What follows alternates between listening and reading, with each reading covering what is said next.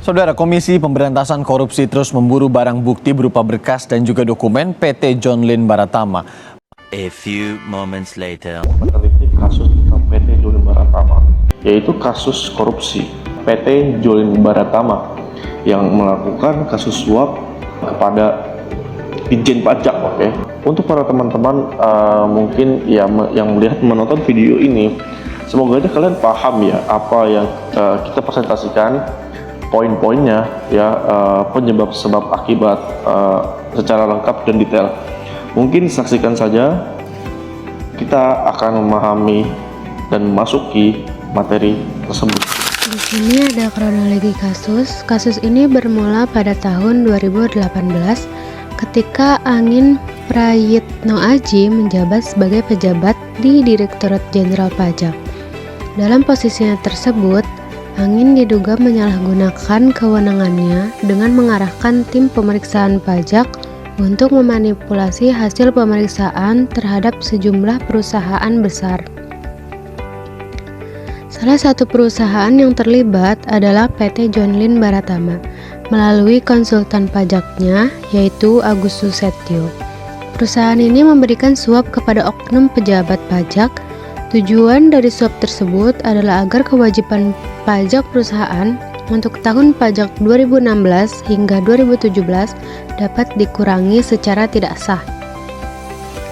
Total suap yang diberikan mencapai sekitar 39 miliar rupiah. Sebagai imbalannya, laporan hasil pemeriksaan pajak direkayasa sehingga nilai pajak yang seharusnya dibayarkan menjadi jauh lebih kecil dari jumlah yang semestinya. Akibat praktik tersebut, negara mengalami kerugian yang sangat besar karena penerimaan pajak berkurang secara signifikan. Tindakan ini tidak hanya melanggar hukum, tetapi juga menciderai kepercayaan publik terhadap institusi perpajakan. Kasus ini akhirnya terungkap pada tahun 2021 setelah dilakukan penyelidikan oleh Komisi Pemberantasan Korupsi atau KPK. Pengungkapan kasus ini menunjukkan bahwa praktik korupsi dapat terjadi bahkan di lembaga strategis negara, serta menegaskan pentingnya pengawasan dan penegakan hukum yang tegas terhadap penyalahgunaan kekuasaan. Baik, di sini ada faktor penyebab kecurangan, peluang atau kesempatan. Pejabat pajak memiliki kekuasaan penuh dalam pemeriksaan. Jadi, pejabat pajak ini memiliki wewenang dalam pemeriksaan tersebut.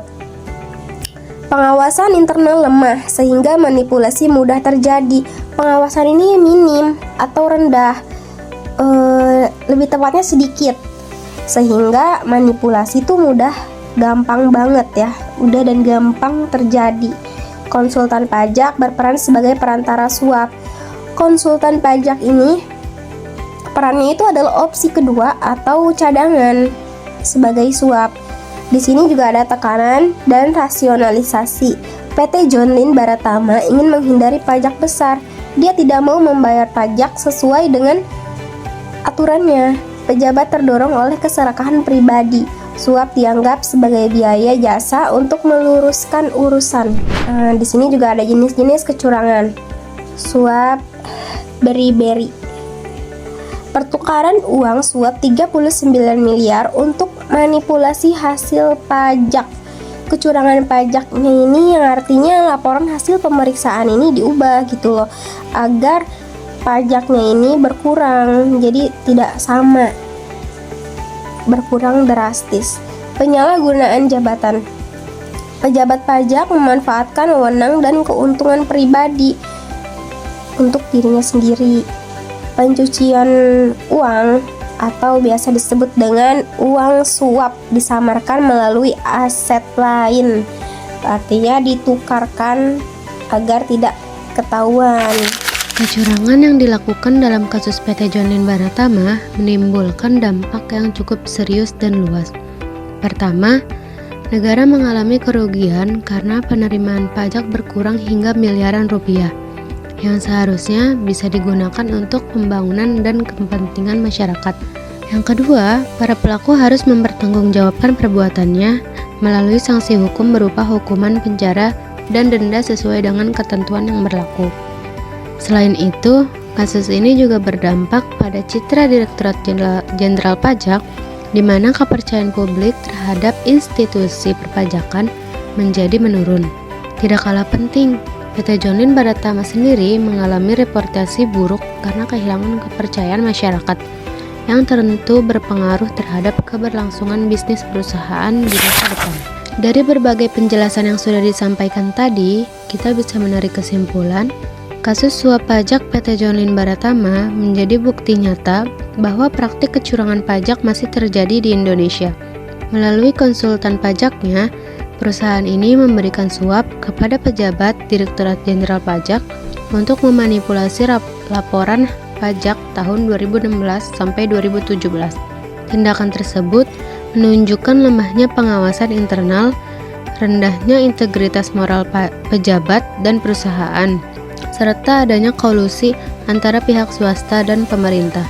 Akibatnya, negara mengalami kerugian besar. Citra Direktorat Jenderal Pajak rusak dan kepercayaan publik terhadap sistem perpajakan menurun.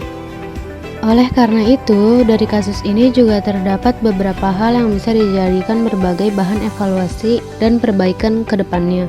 Beberapa saran yang dapat diberikan antara lain, yang pertama, memperkuat pengawasan dan audit di Direktorat Jenderal Pajak agar tidak mudah disalahgunakan.